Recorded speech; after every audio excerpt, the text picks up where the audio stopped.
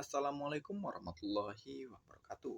Kembali lagi dengan saya, Muhammad Ridhono Rahman, mahasiswa Universitas Pamulang, Fakultas Ekonomi dan Bisnis, Prodi S1 Akuntansi. Di sini saya bersama rekan-rekan saya akan membahas mengenai pembelajaran statistika inferensial. Nah, materi yang akan kami bahas hari ini yaitu mengenai regresi logistik. Nah, saya di sini tentunya tidak sendirian.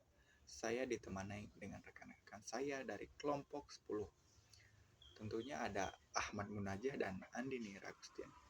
Untuk materi pertama yaitu mengenai konsep regresi logistik akan dibahas oleh rekan saya. Kepadanya saya persilahkan. Baik, selanjutnya saya akan menjelaskan tentang konsep regresi logistik.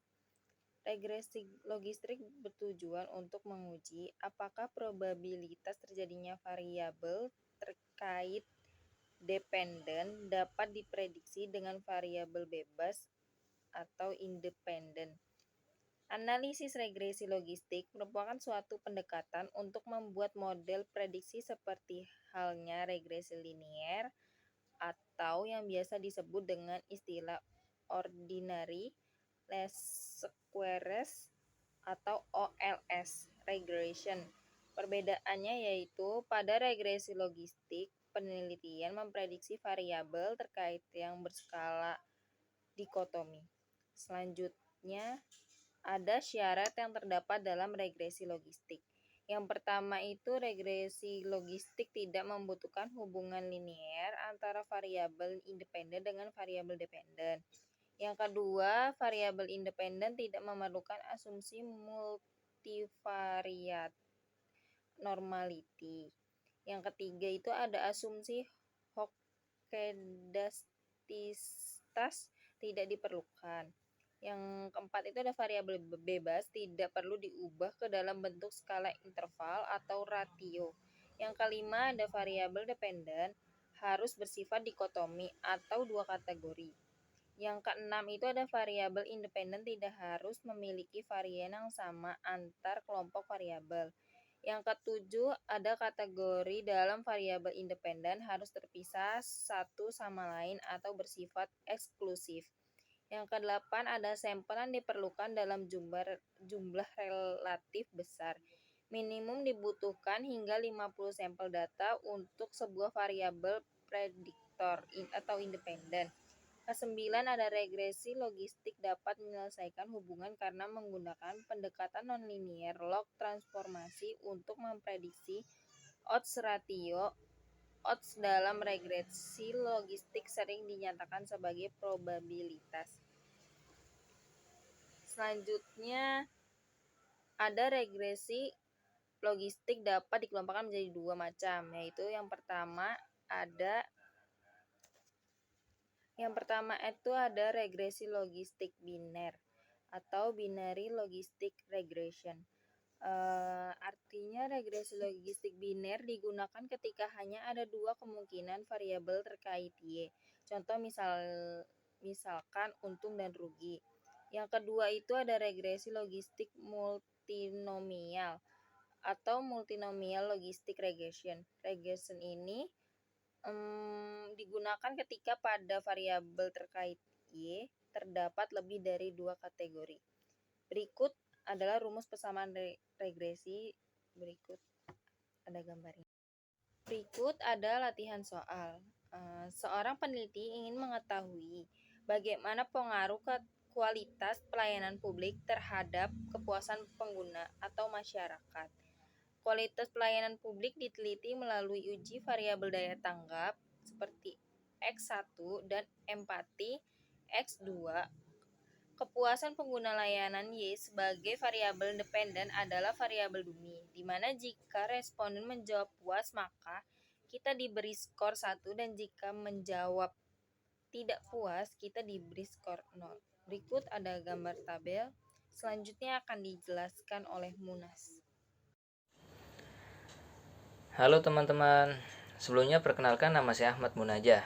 Di sini saya akan menjelaskan pengerjaan menggunakan SPS. Yang pertama, teman-teman bisa memasukkan variabel ke dalam sheet, variabel V, dan data ke sheet data V. Langkah kedua yaitu klik value Y dan isikan value dan tabel sesuai kategori variabelnya, kemudian klik OK.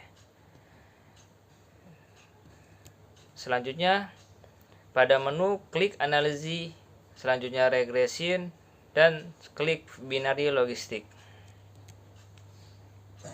Langkah yang keempat adalah masukkan variabel Y ke kotak dependent dan masukkan variabel X ke kotak covariates seperti yang di layar bisa teman-teman lihat. Selanjutnya yang kelima adalah klik tombol save lalu centang probabilities group membership, understate Z dan study Z, kemudian klik continue. Baik, untuk langkah yang keenam, apabila sudah muncul seperti yang di layar, maka teman-teman bisa centang diantaranya classification, hostmarks, goodness of fit, casuis, residuals, dan pilih outlier, outsi, dan isi dengan angka 2. Selanjutnya teman-teman bisa centang correlation of estimates, acceleration history, sale for XB, dan isi dengan 95. Kemudian klik OK. Nah, setelah teman-teman klik OK, maka akan keluar hasil output sebagai berikut. Pada hasil output case, procession summary menjelaskan bahwa seluruh kasus atau case ternyata teramati sebanyak 50 sampel. Artinya tidak ada sampel yang missing atau hilang. Bisa dilihat teman-teman seperti itu di layar. Pada hasil output di atas menjelaskan hasil proses input data yang digunakan pada variabel terikat atau dependent, yaitu kepuasan penggunaan layanan adalah puas kode 1 dan penguasaan penggunaan layanan adalah tidak puas kode 0. Baik, untuk selanjutnya yaitu tahap yang ke-8 atau blok 0 beginning block. Nah, dapat kita lihat dari tabel tersebut, dari tabel iteration history, yaitu nilai min 2 likelihood adalah sebesar 69,235 yang akan dibandingkan dengan nilai chi-square pada taraf signifikansi 0,05 dengan DF sebesar n-1 yang dimana n adalah jumlah sampel, maka 50 dikurang 1 sama dengan 49. Nah, berdasarkan tabel chi-square diperoleh nilainya yaitu 43,773. Jadi min 2 likelihood lebih dari chi-square atau 69,235 lebih dari 43,773. Nah, dapat kita simpulkan dari tabel tersebut apabila konstansa saja yang dimasukkan maka layak, semua variabel bebas dimasukkan juga layak. Tapi ada penurunan min 2 likelihood sebesar penurunannya yaitu sebesar 69,235 dikurang 51,362 sama dengan 17,873 atau 17.873. Nah, di sini dapat kita lihat beberapa tabel yang juga telah memberikan nilai, yaitu ada tabel omnibus test of model coefficient, ada variable not in the equation, dan variable in the equation. Nah, berdasarkan output dari nilai signifikansi diketahui konstanta yang dihasilkan adalah sebesar 0,777 atau lebih dari 0,05. Maka hal ini berarti bahwa dengan menggunakan model persamaan sederhana atau hanya konstanta saja, belum mampu memberikan penjelasan proporsi kepuasan penggunaan layanan yang tidak puas. Nah, untuk yang selanjutnya itu yang ke-9 atau blok 1 metode sama dengan enter. Nah, untuk ini berdasarkan tabel di atas diperoleh nilai sig sebesar 0,000. Karena nilai sig lebih kecil dari 5% sama dengan 0,05, maka kita bisa menolak HO pada tingkat signifikansi 5%, sehingga disimpulkan bahwa variabel bebas yang digunakan berpengaruh terhadap kepuasan penggunaan layanan. Selanjutnya ada tabel presentasi ketetapan klasifikasi.